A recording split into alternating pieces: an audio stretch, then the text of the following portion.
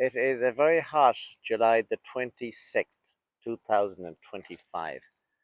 Stopped off here on Mount Auburn Burial Ground because it really is a hidden gem here in the Boston area for people who likes nature, trees, and idyllic scenes.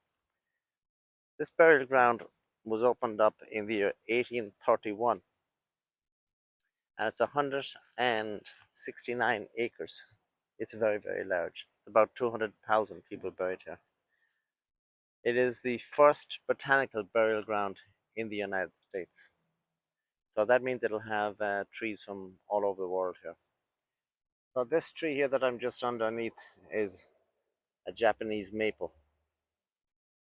When I'm coming through here, by a strange miracle, I can be an expert on trees because there is a plaque on each tree telling you what type of tree it is.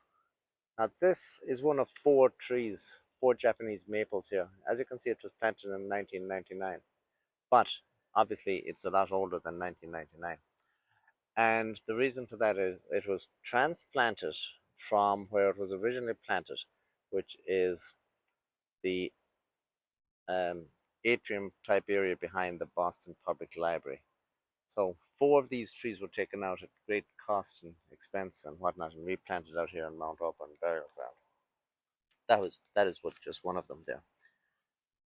Building over there yonder, that is the visitor center, restrooms, administrative building, etc. I'll just take a stroll around here to give everybody a sort of an idea of what is involved here. If one was living in this area, it's a perfect place for a walk. It's also a perfect place to shoot movies.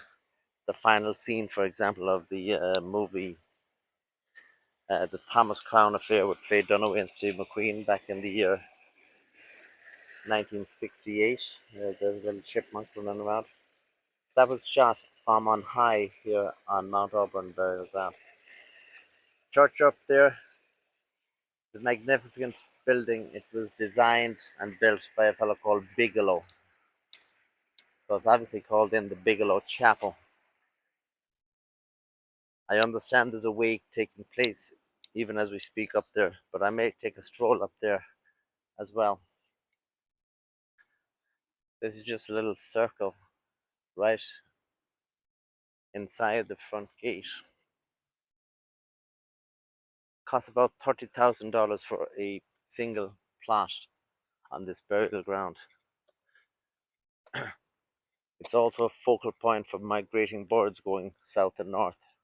So people that like to watch birds will come in here before their work day, etc.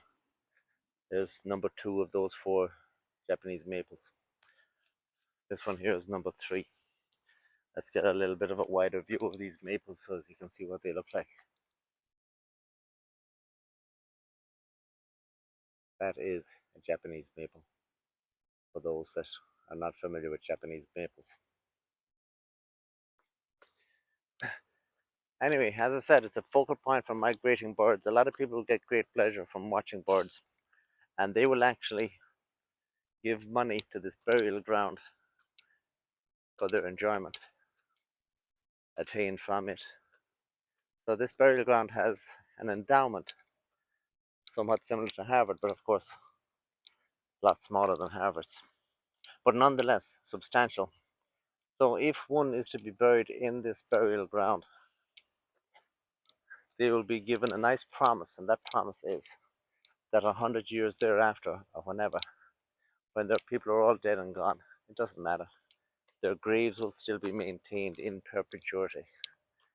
And that is why every single one of these graves that you will see here is kept neat and is not unkempt.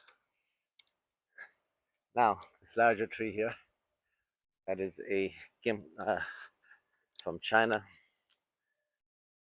a ginkgo. It's a difficult word to pronounce this, but it's ginkgo biloba. That comes from China. As I said, there's trees from all over the world here. Now, I'll go out here and take a little bit of walk up. I may have to pause this in a moment or two or whatever, because I don't want to. I just want to give a general flavor of what this burial ground is like. When I'm giving tours, I frequently come in here, and people are just blown away, especially if they're from less scenic states in the middle of the country or whatever, by the greenery, by the trees, and just by the ambience of the whole place. Now it is a maze of little roadways like this. And it's very, very easy to get lost in here, believe it or not. If you are lost, the solution is very simple. You will, well, first of all, you'll pretend that you know where you're going. That's always vital when you're a tour guide. But you will stumble upon the road with the green markings upon it. And that is your saving grace, because you will just follow that, and that will take you out to the front gates, and nobody will be any the wiser.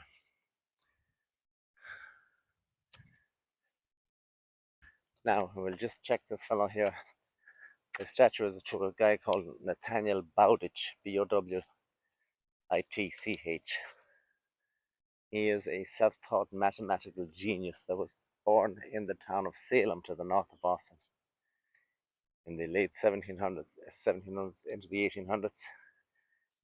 He will devise charts for navigation, called after himself, obviously, the Bowditch charts, Bowditch.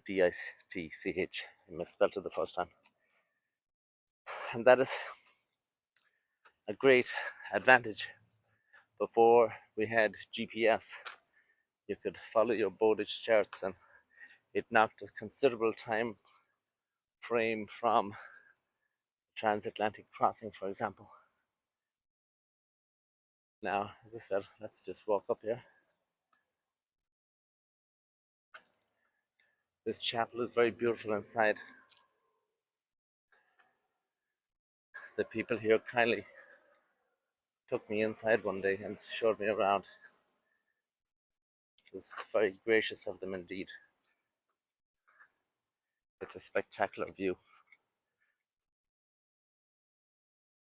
Chapel is closed, and as you can see, there's people there in mourning, so I will veer off to this side.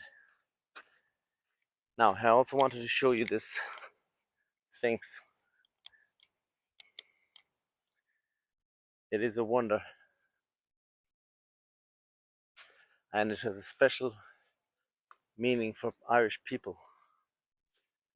In the old days, when you'd be learning about your American Civil War, this sacral statue would be prominent in the story because it was sculpted by a fellow called Martin Milmore.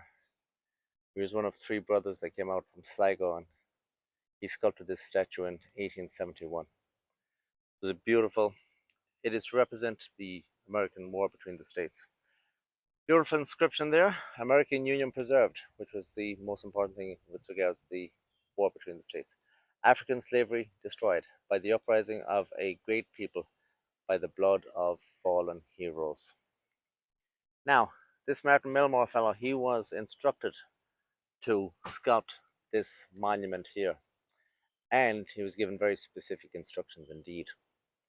The monument was to be based on an Egyptian sphinx, but was going to be different from an Egyptian sphinx because if you look up in the forehead, instead of an asp, which is like a snake, instead here you've got the American eagle representing the United States right up there. Also, the meaning behind this sculpting is not very politically correct nowadays, but I will tell you anyway. It is to represent the coming together of the two different types of people in the United States after the American Civil War, namely the black African American. That was to be represented by the body of the lion. That would represent strength and endurance and stamina. Then the white Caucasian is going to be represented by the head of the statue. That was to represent cerebral knowledge, etc.